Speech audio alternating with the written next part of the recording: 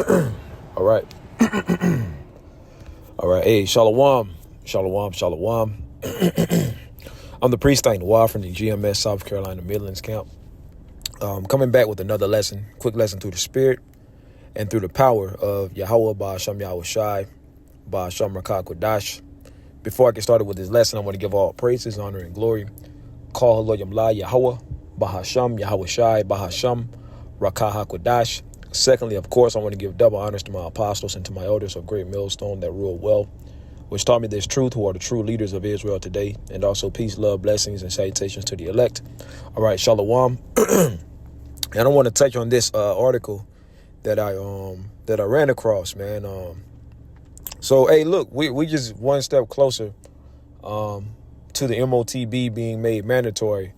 It's already here. The technology, right, is already being pushed out in the mainstream media, right? They're trying to make it seem like, it's going to be used for the benefit of the people. But really, we understand what this devil is trying to do, right? Like it says in 1 Corinthians, or is it 2 Corinthians 2:11, lest Satan should get an advantage of us, for we are not ignorant of his devices, right? And when you go into that word device, it goes into a wicked way of thinking, right? The word is neoma. It says a mental perception, thought, and evil purpose, that which thinks the mind, thoughts, or purposes. So we're not ignorant to his evil purposes, to his evil plot, his evil plan of what he's trying to do. And I was watching this lesson from the Elder Yashawamba, the beloved Elder Yashawamba, and that's his channel, Remnant Save 144. Watch and subscribe and be edified. And this is an excellent lesson. I'm 38 minutes in, and he's going in on the Charagma, right? The Charagma, the MOTB. And these devils are trying to present this MOTB as, as a miracle, as a way to, allow people who can't speak or see to be able to see again, to be able to speak again, to be able to walk, and so on and so forth. And ultimately, that's what they're going to try to push upon the people. But behind the scenes, this devil really is trying to have complete and full control and monitor all things, because he wants to be the Most High. So I just want to touch on this real quick. It says Australians are required. It says Australia's digital ID acts are expected to commence by December the 1st, 2024. So basically, they're not going to be able to get on the internet without this digital ID system. It says this would mark a significant leap forward in how Australians navigate the digital landscape, with a focus on security and privacy. And that's another thing, too. They're always trying to speak about, this is going to be for your security, for your privacy. That's why they're having these data breaches, these cyber hacks, and so on and so forth, which they're creating. And ultimately, they can come with the and it's, with the solution. It's typical problem, reaction, solution, man, and that's what these devils are trying to push. And ultimately, all roads lead to the RFID micro CHIP, man, and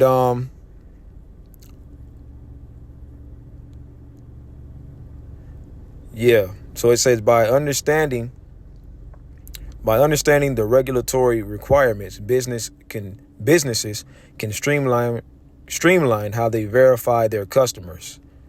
This will help them to remain competitive, blah, blah, blah, blah, blah. Oh, yeah, and then they got the deep fake technology, right? So we're in a time to where we're about to see all types of things taking place. Who will enforce the digital ID acts? The Australian Competition and Consumer Commission will be the regulator for digital IDs. They will be responsible for overseeing and enforcing the acts, as well as approving the digital ID service providers who want to join the AGDIS. you know, and type in what is digital ID. So what is digital ID, right? A digital identity is a collection of information about a person that exists online. So they're collecting your data, right? And they're going to be able to use deep fakes and have your voice and have you looking like you're saying certain things that you're not. So we're in a crazy time, but this is the time to where the Lord is getting ready to bring a lot of judgment. And I wanted to bring that out real quick. And this is going to be a quick lesson. I got to get into the plantation. But we're in that time to where the Lord is doing everything that he said he would do. Behold, speak thou in the ears of my people the words of prophecy, which I will put in thy mouth, saith the Lord, and cause them to be written in paper, for they are faithful and true. Right? The Holy Scriptures. And this is biblical prophecy that's coming to pass. Right? And you got camps that's not teaching on the MOTB. Right? But at the end of the day, we understand what's going on. Right? We understand that the Lord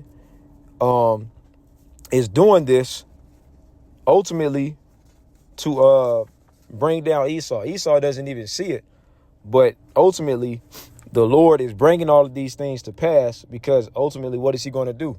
Take down Esau. He's allowing Esau to obtain all of this power and riches, and he's getting puffed up with pride, just like ancient Pharaoh.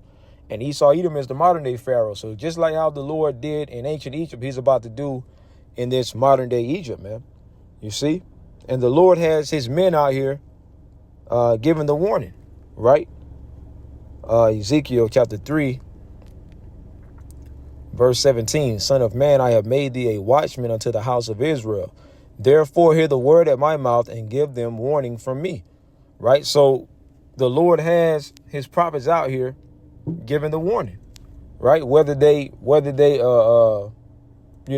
take heed or not, right? The prophets have a job to do.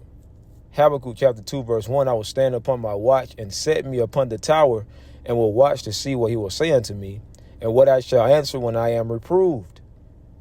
And the Lord Yahweh Ba'ashem Yahushai answered me and said, write the vision, make it plain upon tables. The vision, man, all of these prophecies coming to pass, okay? All of these, things that the prophets have been speaking of and are speaking of now, all through the spirit of Yahweh Ba'ashem Yahushai. Now we're in that time to where all these things are getting ready to be made manifest. It says, write the vision and make it plain upon tables that he may run that readeth it. For the vision is yet for an appointed time, but at the end of what? Esau Edom's rulership, it shall speak and not lie. Though it tarry, wait for it, because it will surely come, it will not tarry. And now it's not tarrying anymore, man. Right? You see everything as far as the MOTB and all of the technology is out here, man. And they're only showing us a small portion of what they truly can do with this MOTB, of what they truly can do, man. They're only showing a small portion, right? So at the end of the day, we're in that time to where we're seeing these things speak loud and clear, man. You see? Real quick. 2nd Esdras 9 and 5. For like as all that is made in the world hath a beginning and an end, and the end is manifest. Yeah, the end of Esau Edom's rulership is manifesting. That's why Babylon is imploding. This place is pretty much done, right? And we're seeing everybody beginning to lose their mind more and more. Everybody's bugging out, right? We see all of these sicknesses, and they're talking about these pestilences. Really, if you're not covered with Yahweh Ba'ashem Yahushai, if you're not in the truth, really, you have no surety of what's of the future, man. Ultimately, you don't really know what the hell is going on. You don't know what to believe, and you're ultimately, and these people are ultimately going to bug out even more and more, right? They don't understand the future. Well, they don't understand, what the future beholds for them, man. You see. So that's why it's such a blessing to have this truth. You see, real quick, this technology is here, man. Okay, Revelation 13 and 16, and he causeth all, both small and great, rich and poor, free and bond, to receive a mark in their right hand or in their foreheads. Now, you go into this word mark, it goes into the word Charagma. You see? A stamp and imprinted mark, the mark branded upon horses. It says of the mark stamped on the forehead or the right hand as the badge of the followers. Now, it says of the Antichrist, but there's many Antichrists, man. Okay, anti-Mashiachim. Anybody who doesn't believe in this truth or the true Lord of the Bible, they're anti-Messiah. And ultimately what these devils want to do, they want to put that brand on you to certify you as being their property. But we're already the property of Yahweh Shema Shai, speaking about the Israelites, you so-called Negroes, Latinos, and Native Americans. And we're not supposed to take this, man. And they're going to use this as a way of, the MOTB as a way of payment. That's why they're getting ready to collapse the dollar, man. Okay. And they're putting everything on a grid. They want to be able to track your spending, what you buy, how you move. They want to be able to watch your every move because they want to be like the Most High. Okay. Now, if you take this Charagma, you're going to be destroyed. And I'm going to end off on this because I got to shake out, go into the plantation. Revelation 14:9. And the third angel followed them, saying with a loud voice, if any man worship the beast in his image, pretty much the ways of Esau, the philosophies, man, anything that's anti-Messiah, that's what Esau is about. And us being Israelites, we're not supposed to prescribe the ways of this the devil, right? Job 9:24 says the earth is given into the hand of the wicked. Malachi 1:4 tells you that Esau Edom is the wicked, man. So Esau's living out his blessing. And with him being in power, he's pushing out all manners of wickedness in ways that's against our Lord, man. So if you want to follow this devil and take this Charagma, then you're out of there, man. Ain't no coming back from that. You're going to be destroyed because you're pretty much bowing down to Esau and saying that Esau is your God and not Yahweh Shema Shai.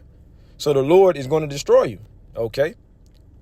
It says, and the third angel followed them, saying with a loud voice, if any man worship the beast in his image and receive his mark, Charagma, in his forehead or in his hand, the same shall drink of the wine of the wrath of the Most High, which is poured out without mixture into the cup of his indignation, and he shall be tormented with fire and brimstone in the presence of the holy angels and in the presence of the Lamb. So you're going to taste of that second death, man, when the Lord rains 200 million nuclear warheads upon Babylon the Great, America, man. You're going to be a part of that. Now, see, for the true believers, we don't want to be a part of that, man. We want to avoid that. So that's why we pray that we're of the elect. That's why we call ourselves of the hopeful elect, because only the elect is going to make it up out of here, man. You see? But, I just wanted to touch on this article real quick, man. Lord willing, this quick lesson was edifying. Y'all can go and look this up, too. Go and look it up. Hey, man, the MOTB is here. So we're one step closer to the kingdom. All right. Shalom.